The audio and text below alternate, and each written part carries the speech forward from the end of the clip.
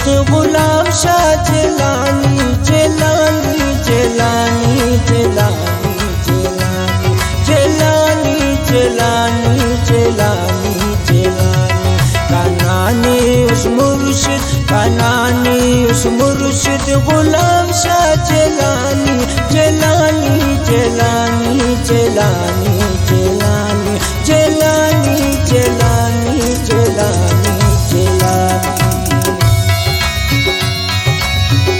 इल्मात सिंध ठठगांव फरमाइश करेंगे कवाली की राजद्रोही इरफान भुट्टा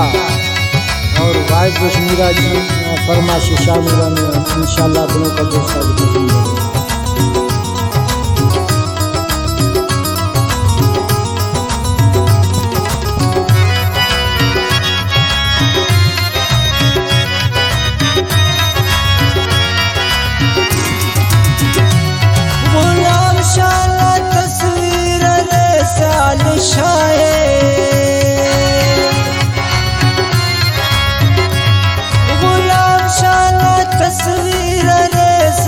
शाये हमेशा जलानी ताहल को दुआए सलामत मरे साल शाला जवानी जलानी जलानी जलानी जलानी जलानी जलानी जलानी कानानी उस मुर्शिद गुलाम शाह जलानी जलानी जलानी जलानी जलानी जलानी जलानी जलानी जलानी हक वाले शाह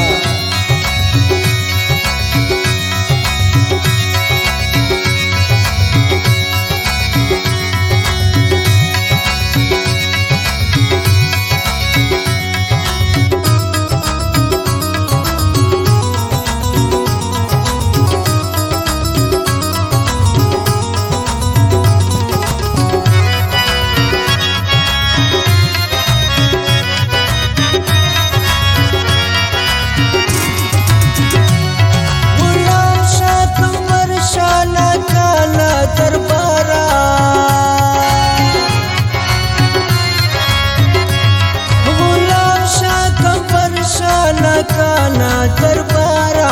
मौला लीला धूना खर्च नारा मरे तीर गुर्जा मरे सा हैरानी जलानी जलानी जलानी जलानी जलानी जलानी जलानी कानानी उस मुर्शिद गुलाम शाह जलानी जलानी जलानी जलानी जलानी जलानी जलानी जलानी जलानी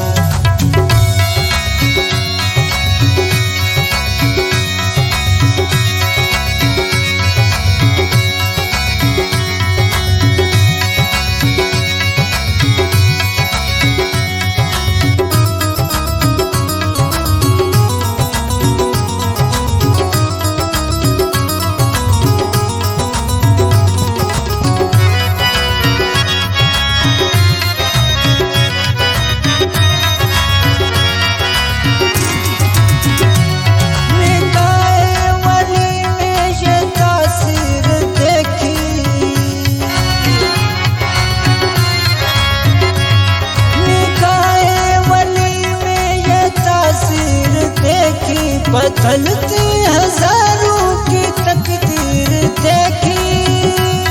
करम है मौला का बड़ी मेहरबानी जलानी जलानी जलानी जलानी जलानी जलानी जलानी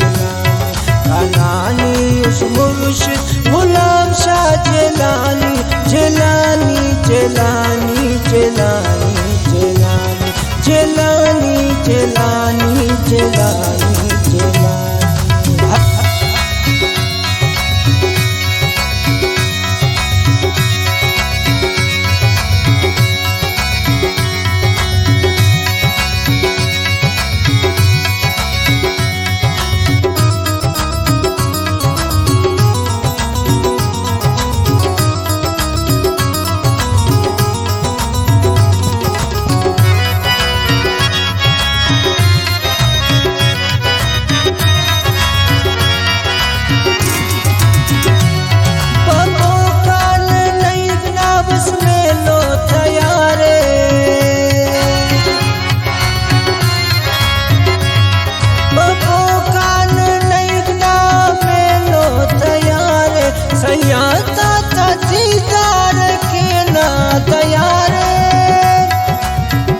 देवा अकरम सलोक को छवानी जलानी जलानी जलानी जलानी जलानी जलानी जलानी